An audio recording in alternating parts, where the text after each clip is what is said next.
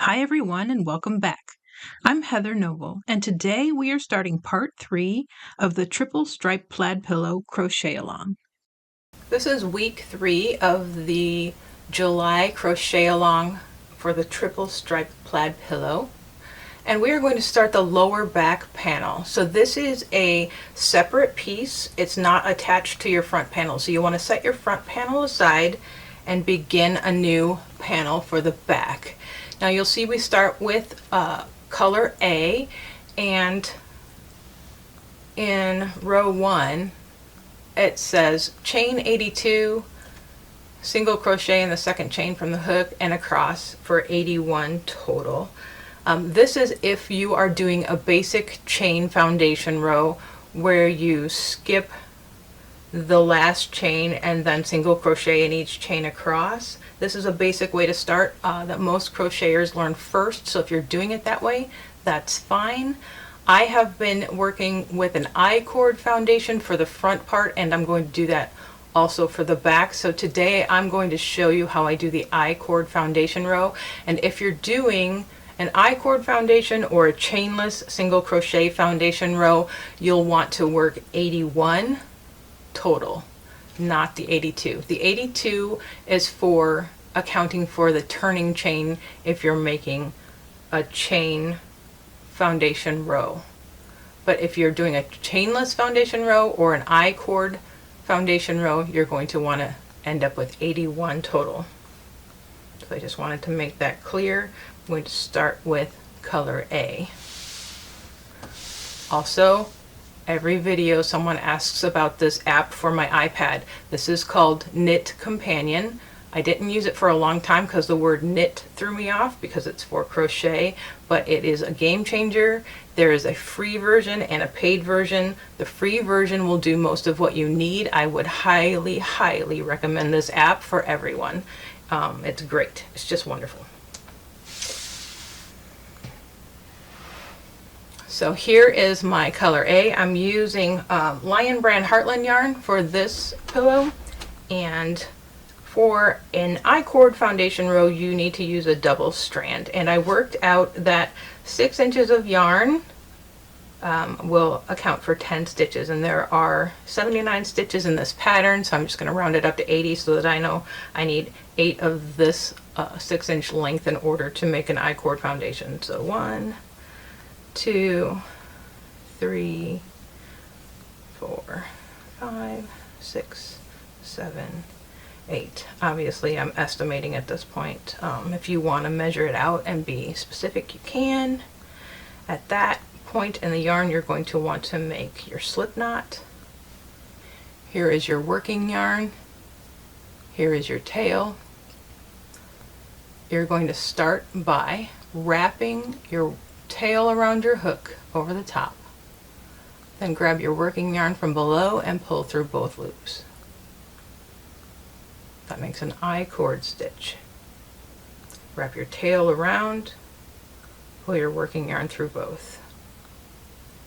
Tail, working yarn, tail, working yarn. You're going to do that 81 times to make your first half of the foundation row. I will meet you when I get to the end of this portion of the I-cord foundation row. Okay, I'm at the end of the first part of my I-cord foundation row. Full disclosure, I had to go back and do it twice because I forgot to tell you to pull out a little bit extra, and I did an extra 6 inches for the tail. So here's how much I had left over at the end, which is not too bad. So I have 81 I-cord stitches, and I'm halfway through the foundation row at this point. So I'm going to chain 1, and I'm going to turn the I-cord. Now what I like about the I-cord is if you look at it from any angle, you can see the V of the stitch, so that you get a nice finished edge on all sides, which is fantastic to work the border into later. So that's why I like it so much. So what I'm going to do now is I've chained one, I'm going to go under both loops of each I-cord stitch all the way down the row and make a single crochet. So there'll be 81 single crochets to complete the foundation row. So it's a two-part foundation row. First you make the I-cord stitches, and then you go back down. After you chain one, you go back down the entire row under both loops, making a single crochet, and thus makes your foundation row. Okay, I'm about to start row 2 of the back panel, and it is an entire row of a single crochet in color B. So I'm going to start with a slip knot on my hook and make a standing single crochet for the border stitch. Now remember, with this new method of border stitch, I have an original method and a new method created by BebaBlanket. I'm going to use the new method for this tutorial, but I have the other one available on YouTube if you're doing the other method. Either way is fine, and I have double border tutorials for both ways, so you'll be good either way. But for the second row of this border stitch method, you have to lay the foundation for the rest of the time. So you're gonna start with a slip knot on your hook and work under both loops of the end stitch and make a standing single crochet. So pull up a loop, yarn over, and pull through 2. And then for the rest of the row you're going to make single crochets into each stitch in the back loop only. And I will meet you at the other end to show you the ending border stitch for row 2. And row 2 is the only one where it's different, but we need to set the foundation for the rest of the project in row 2. Okay, I'm at the end of my row 2. I need to complete my final border stitch for this row, remembering that in row 2 it's setting the foundation for the rest of the border stitches in the project, so it's the only time that it's different. I'm going to work under both stitches, yarn over and single crochet,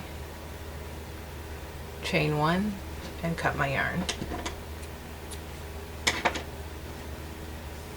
So that completes row 2.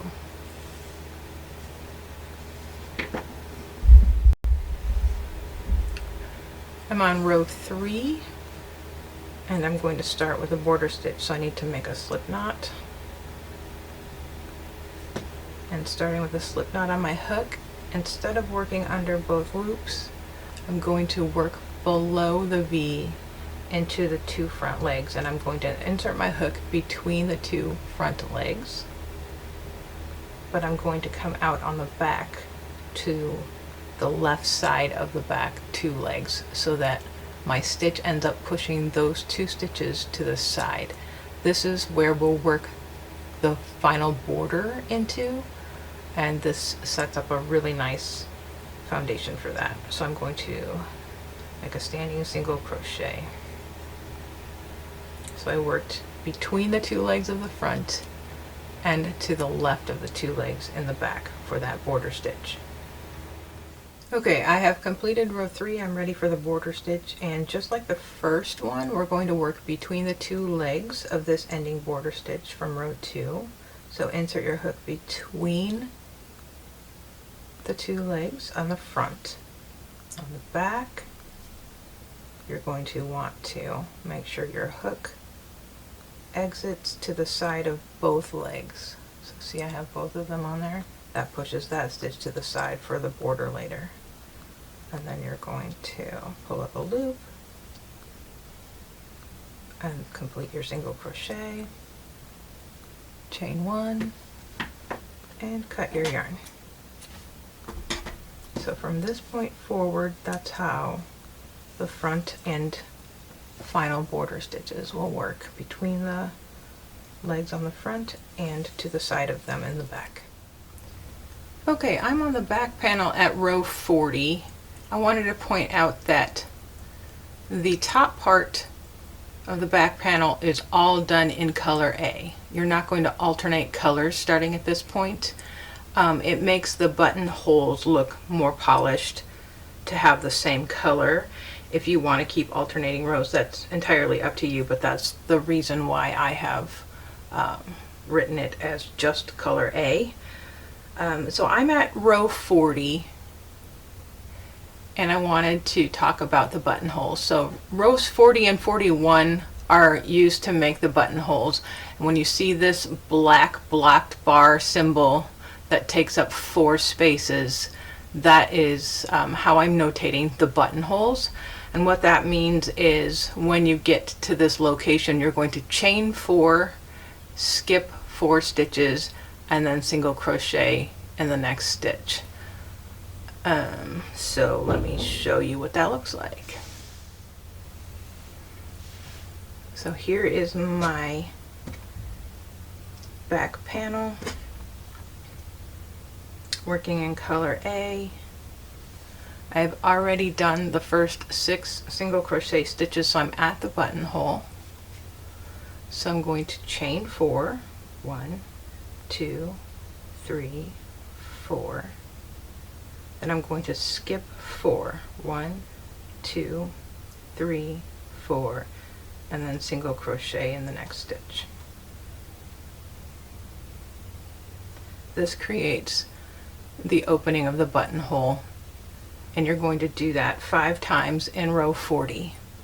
So I'm going to complete this row, and then I will meet you back here for row 41.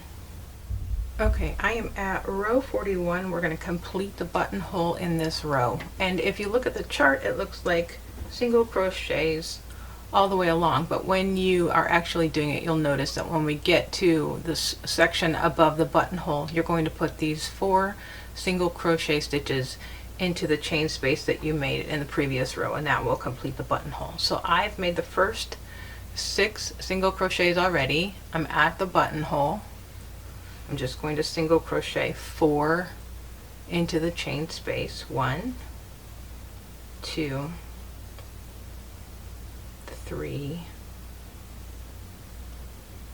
4, and then continue into the back loop as usual for the single crochets in between the buttonholes. So then that completes the buttonhole.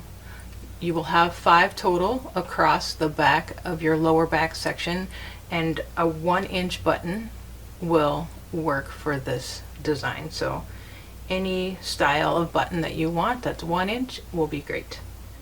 I hope that this has answered any questions you may have had about the buttonholes. I hope that the crochet along is going well for you, and if you have any questions or you have anything about it you want to talk about, please jump over to my Facebook group and let me know. I'd love to hear from you. Thanks so much for watching, and I'll see you next time.